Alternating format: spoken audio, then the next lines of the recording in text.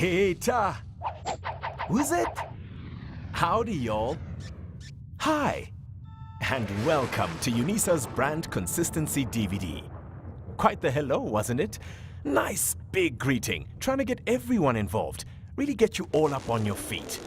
The problem is, of course, you don't necessarily know who's talking because you can't see my face. You don't know that much about me. And because I said hello in a good 3 or 4 different ways, I could possibly be anyone. And that, possibly being anyone, is exactly the opposite of what Brand UNISA aims to achieve. We want to be absolutely consistent in our internal and external communication, in our advertising, even through our email. Because if we're inconsistent, even in the slightest, people suddenly don't know who we are. And that we don't want. So, everywhere we see the UNISA logo or the UNISA crest. Oh, wait, it's confusing already. It's the 2 logos, isn't it? Well, this, the one you're looking at now, isn't a logo. It's UNISA's official crest. The first one you saw was our advertising logo.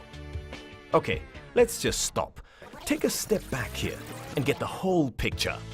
For those of you wondering, UNISA has its own unique brand architecture, and every brand in the world should have one.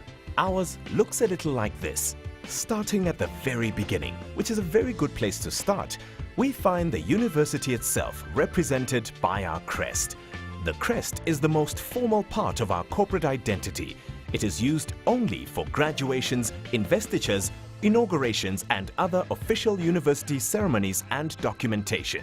You'll also notice that a few small tweaks later, we have our UNISA alumni crest, used when communicating with past graduates. As you can see, the next tier in the brand UNISA communication layer is our advertising communications logo.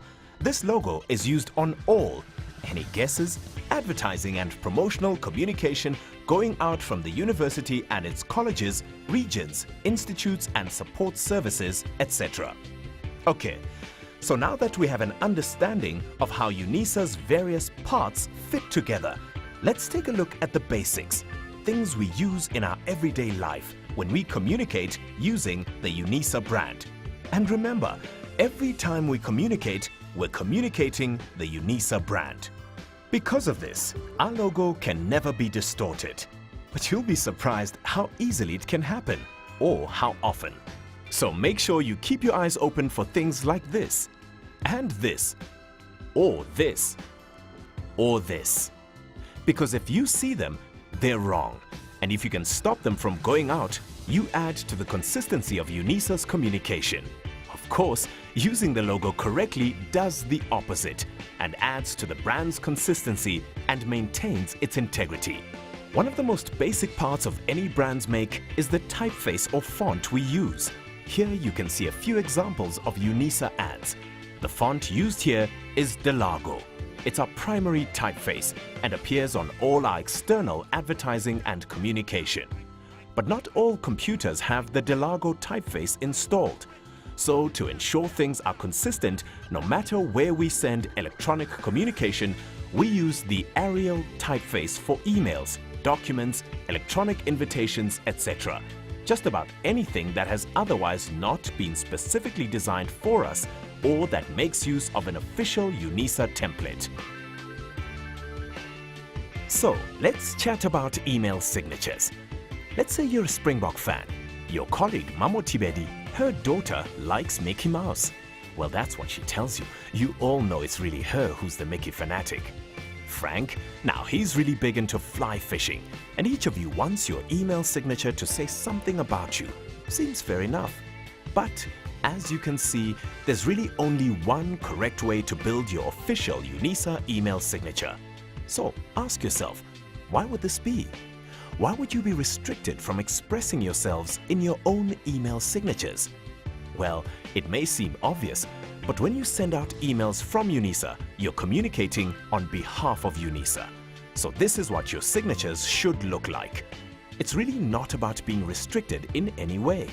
It's about making sure that when the university communicates with the world out there, it does so consistently, and that everything looks the same. The same, but not boring. And this is where our advertising look and feel comes into play. UNISA also has a unique corporate identity, something else every brand in the world should have. CI guidelines and rules are in place to ensure that everyone who uses the brand for communication does so in the same way.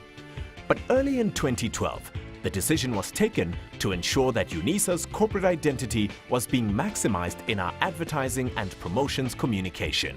What resulted out of this exercise has been given many names, but if you want to be fancy about it, it's essentially an application of design consistency.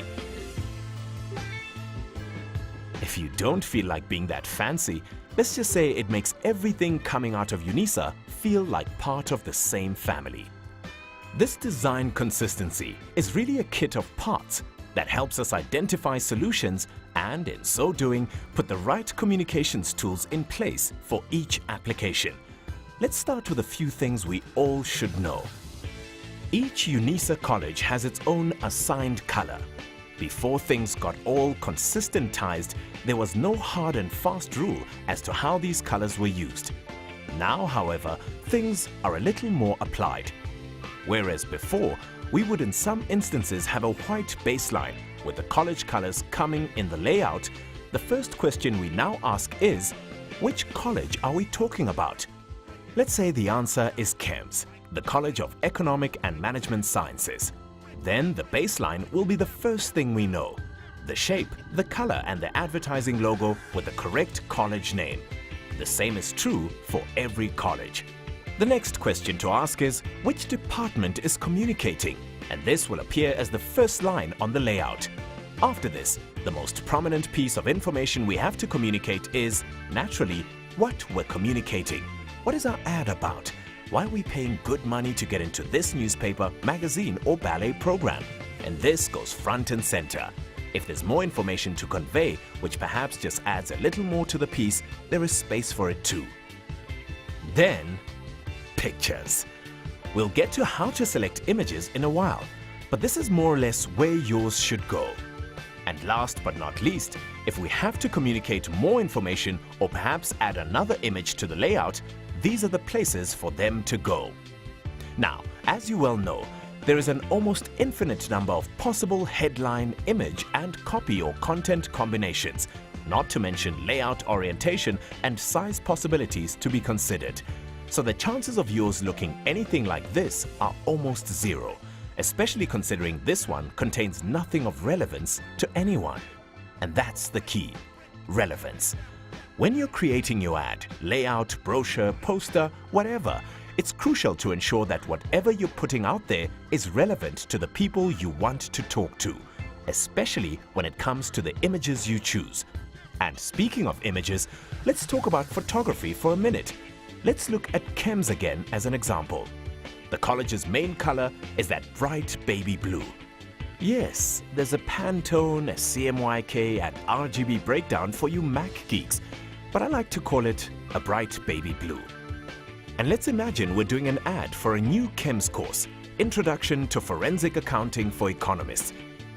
The headline on our ad will read something like, All CSI, No Miami, and the subheading will have the course name in it. Now we have to find a visual to go with it. The first thing to do is bear in mind the college color. No good looking for images with a predominance of red and stick them in a layout that's predominantly blue. So, point one, you're looking for something that reflects the college color. In this case, sky blue. Right. Second thing, you'll want something that talks to your college subject and helps get your message across. What's the point of a picture showing cows in a field in a College of Law brochure? Unless you're trying to tell people about dairy farming case law. In this case, at any rate, we want people to understand that we're introducing a new course, and it's a very specific course, so we need a specific visual representation of its content. Congrats! You've chosen your image. This enables you to choose your secondary colors. They will add dynamism and interest to your layout, and they come from your image.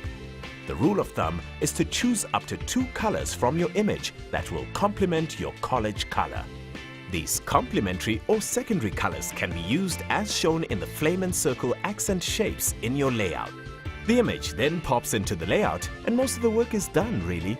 Well, in this one instance, out of a possible 17,452,794 just for ads. That's not counting brochures, posters, leaflets, web ads, downloadable PDFs, exhibition stands, PowerPoint templates. The list does really go on. And this is really just the tip of the iceberg.